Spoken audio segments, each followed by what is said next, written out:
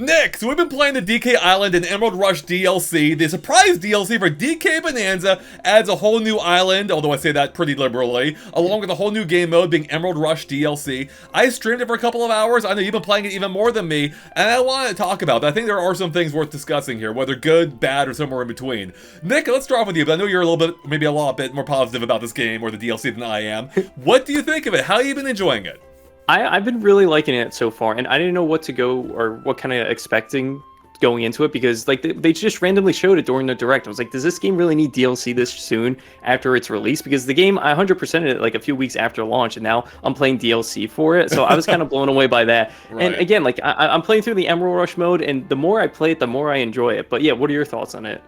Yeah, I'm not quite as favorable. I thought there were some interesting ideas there. I think the island itself is actually really cool in terms of visuals. Like, it definitely threw me back to the era. But it's hard to also not see it as a little bit cynically because, like, it's very surface level in that that's literally all there is. There is no actual gameplay tied to the island outside of that weird mysterious figure that, the deformed banana thing, which I have no idea what you even do with there. But outside of that, like, it's all just going around collecting gold and seeing, like, a handful of Easter eggs based on the classic games, which don't get me wrong, I like them, but at the same time, I can't help but remember that South Park Member Berries episode where it's like, remember this? Remember the good times? Like, yeah, I do. And I would love there to be some more good memories to go along with this, but there isn't. Like, it's all very surface level, literally, because it's on the surface in this case. Yeah, no pun intended. Yeah, exactly. And, again, I appreciate it. Like, it's clear that some love and care went into it, but, when you're asking $20 for this, along with a new roguelite mode, which, could be good, but maybe not, because I feel like it's kind of a niche, more of a niche game mode for those, for people like myself, perhaps, especially when it's pretty different to the core game of Donkey Kong Bananza. Yeah. I don't know, I feel like it's a steep ask, especially when you compare it to, like, previous DLCs, or even how Nintendo handled things before, like with Mario Odyssey, where, we got a similar kingdom in the form of the Mushroom Kingdom, and similar DLC with Luigi for free, No, so the thing is, like you said, I think it's for a niche kind of audience, right? And Donkey Kong, if you didn't love the base game as is, like, I think $20 asking for more, which seems like it should have been included in the base game, is kind of like a steep ask, right? And especially that I thought this would have been in the base game, right? Because if you go back, if you complete the game and you talk to Grumpy Kong in Ingot Isle, like, he asks you if, like, oh, you want me to build you a project? He builds you the project, and once he's done, he's like, oh, it's like a challenge run mode or something. Right. Like, oh, that's awesome, and I do it for the first time. I'm like, wait a minute, and I do it again. I'm like, oh no, the enemies are all in the same like places, so it's not really much of a challenge. It's just doing the same thing over and over again, and there's not much of a difference between those runs. And then the room next to it is also like the boss rush run or mode, which is super simplistic because the bosses in the game are pretty simple to take over. So something like this I thought would have been there in the base game because I thought that's what Grumpy Kong was kind of building the whole time. So yeah, and going back to what you were saying, like, what are you kind of like missing here? What's this kind of missing? Yeah, I was a little disappointed by the challenge run levels within DK Island. Like, when you punch down and you go into a room, and it's just those gold challenge runs from the base game. I thought it'd be something themed, like maybe Donkey Kong 64, or maybe you get like a new weapon, like you pick up Donkey Kong's coconut gun and you're like shooting around like that, or maybe you see like Cranky Kong or Lanky Kong or Funky Kong or Tiny from previous games in some of these challenge runs. Like, it's shocking that they're not here on the island. Yeah, I mean, I like what is there, I do appreciate as a longtime Donkey Kong fan, but then it's also hard not to see like how much farther they could have taken it, right? Because again, it's not really a level. It's more like just an explorable museum almost, if you will, where you can interact with it at the same time. There's no actual gameplay there, except for those challenge rooms you mentioned, which aren't even bespoke to it. So like, what would have been amazing is if if you went around the island itself, and maybe within each area, like, that would correspond to a level in the original game. Maybe there's a new stage based around that, whether 2D or 3D, Maybe you could take on, like, the armadillo boss from Jungle Japes or whatever. Like, that would have been amazing. Or even, like, you go to there's a K-Rool, like, ship. Like, it's crashed here, and that's freaking awesome, except for the fact there's nothing to do on it, and they had, like, a challenge stage, or maybe fucking K-Rool again in 2D. Or maybe even just had a throwback level to the ship stages, Like, anything, any kind of gameplay. Or even, we've talked before about how Chunky Kong is effectively dead. He's like the only Kong with no references. What if there's like a light story here? Like, hey, we know Chunky Kong is missing. Can you go find him? And he's like hidden in different layers, kind of like Cranky Kong is for the main game. Like, I don't know. There's so many more things they could have done here to make it a meaningful gameplay environment instead of just being like a sandbox. Even saying that, it's like very, it's not even that much of a sandbox. It's a sandbox in the same sense every other stage is. But even the other stages have multiple layers. This one just has the one, and again, it's cool. I love the music, like some fun throwbacks. I appreciated them, but not $20 appreciated. But of course, to be fair, there is more than just the island itself. There is the Emerald Rush DLC, as you mentioned, which for those who don't know, it is kind of like a roguelite in that you go through it. It's basically a high score run. You try and get as many emeralds as possible, increase your score. Along the way, there's different challenges you can take on to increase your score as well. You can get skills and upgrade your skill tree as you go through it. And those enhance your abilities, of course, allowing you to score more points. So that all seems neat. I know that, or on the surface seems neat at the least. I know that did speak to you, right, Nick? You seem to have a lot of fun in this new mode, I believe. Yeah, because I'm a huge fan of Donkey Kong Bananza. I 100% the game, so I was addicted to that gameplay. So like I said previously, like I just wish there was something more that I can play over and over again with this gameplay. And this is what Emerald Rush is, right? Yeah. Nintendo did it with Side Order, with Splatoon 3, and I absolutely love that game mode. I don't know which one I love more. I think maybe Side Order, because like what we were talking about before, with Side Order, your skills carry on to the next run, so you inherently get better and better every time. Unlike Donkey Kong Bonanza, it's more so you learning the map and figuring out where things are on the map, because that's what I noticed after the first couple runs, are that the fossils are always in the same location. So it's like, oh, I wish they were in different spots so I can challenge myself and look in different areas of the map, but they're always going to be in the same run. So I mean, some people might enjoy that because it might help them, like, I guess, what's the word I'm looking for? Navigate, or what is it, like I'm trying to think of the word to look for, but whatever. Yeah, help them get better at their runs, on and on from there. But yeah, so all in all, with Emerald Rush, I'm enjoying it, because again, like I was looking for that just constant flow of Donkey Kong gameplay, and this is what it's kind of given it to me. You know what? Something you said about the map design actually makes me feel a little bit more annoyed in hindsight, because for me, so a couple things real quick. People may already know that I wasn't a huge fan of DK Bonanza. I know I'm like one of the few people that didn't love it. So that's obviously affecting, to a degree, my perception of the base game, because, or not the base game, the DLC, because like Emerald Rush is more of that digging mechanic, a lot more of it, which I wasn't already a huge fan of. But putting that aside, the actual map itself, again, is cool.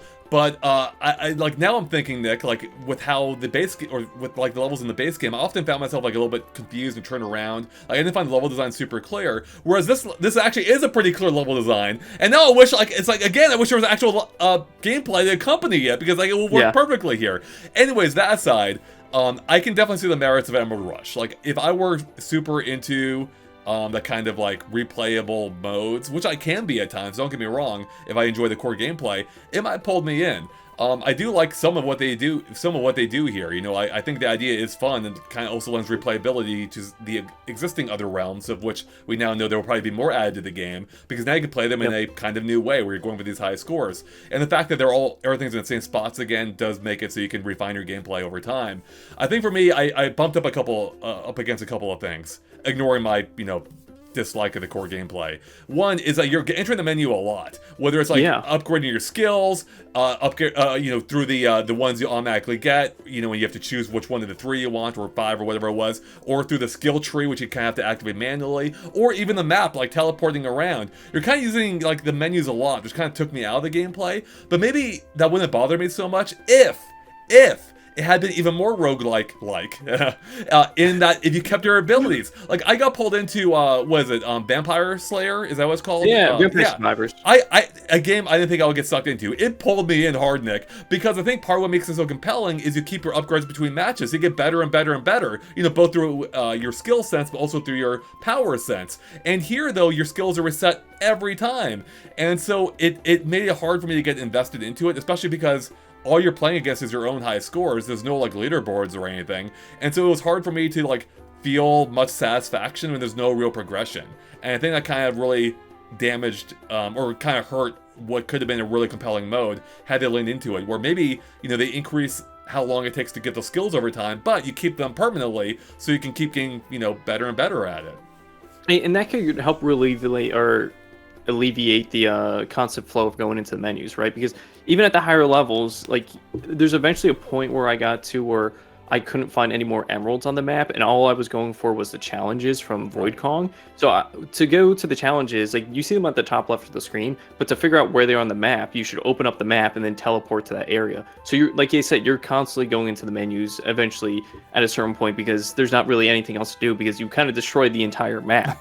So again, like your point of like, oh, maybe you carry your skills in between the rounds would kind of help fix that issue. Right. But yeah, all in all, like I know we've been talking about nitpicking this. Like I'm so very enjoying it. I'm excited to see like what the final unlocks that you get from all of this, because I almost have all of them unlocked. Like after you complete a run, like Voidco gives you like a little sticker or stamp, and there's little check marks of things that you can unlock. And so far they've been pretty simple and straightforward. It's like, oh, you get a new lair, you get an outfit for Pauline, you get a new music track, you get new perks to unlock throughout the campaign or throughout the rush. But yeah, I'm looking to see if there's like anything else big outside of those that you can unlock. Who do you think would benefit most from this, and does it justify the $20? Like, I guess Yeah, what would so yeah, go ahead.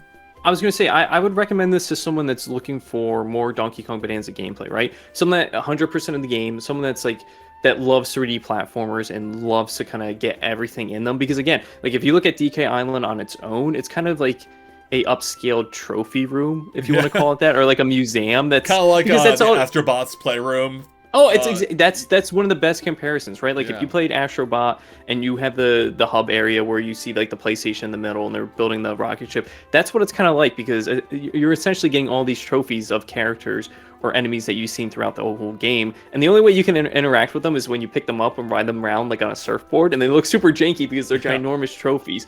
But yeah, that DK Island, Emerald Rush, if someone's looking to just get more and more and more and more of that Donkey Kong gameplay, which kind of works as a roguelike, yeah, those are the people that I'm kind of recommending it to. So yeah, again, like if you completed the game and you're looking for more Donkey Kong, yeah, this is going to be up your alley. So do you think they should buy this instead of Silk Song for $20, Nick? Well, that's the thing. I haven't played Silk Song yet. So that's the thing. That's the thing, too. Okay, if you're looking for a complete and insane challenge, this is what I've heard. Buy Silk Song, right? Because it is $20, and it might drive you crazy. But if you like that insane difficulty that, like, I guess not Metroidvanias are known for. Some Metroidvanias are difficult, but more so like Souls-like games, then go for Silk Song. But if you want more Donkey Kong, you want something that's a little bit more relaxing and not going to drive you crazy, yeah, go for the DK Island and Emerald Rush DLC. It's funny you call this relaxing, because compared to Silk Song, it is. But by itself, it also isn't that relaxing, you know? Like, it's pretty intense. So it really does show, like, the value proposition and how it's different for different people, you know? So if you don't like it, don't buy it. If you don't like what you see, don't get it, you know? Yeah. I do think it's overpriced for what it is, but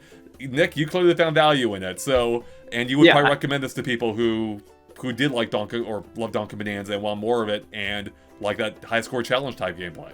Yeah, exactly. And it kind of ties into like the 100% nature that I had for this game, right? Like I was just trying to collect every single thing in the game. And that's the thing, like when you do Emerald Rush and you complete it, you get the banana chips, which you can spend on the island. You can spend the chips to buy the statues on the island. So I'm excited to see more of these statues on the island, because I hope there's some hidden ones that we haven't seen, or maybe characters that we haven't seen in the main game or in a Donkey Kong game for a very long time, that they get a statue. So that's what my goal is with this moving forward. But yeah, I'm having a blast with it. Well, I'm glad you heard that, Nick. So clearly, the deal, maybe Nintendo knows their customer base better than we thought, because it definitely appeals to some people. I'd be curious to know how many people will actually end up picking it up. But yeah, who knows? Chat, let us know though in the comments below. What do you think of the DLC? Have you played it? Are you enjoying it? Did you like DK Island? Do you like Emerald Rush? I want to hear about all of it in the comments below. Am I off base? Is Nick the one that understands it? Let us know. So everyone, thank you for watching. Nick, where can people follow you at if they want more from you? Yeah, you can check out my personal channel. That's Steftendo, STEFTNDO. Go check it out. Definitely do. You'll find links to that in the description below. With everyone, thank you for watching, and we'll catch you later.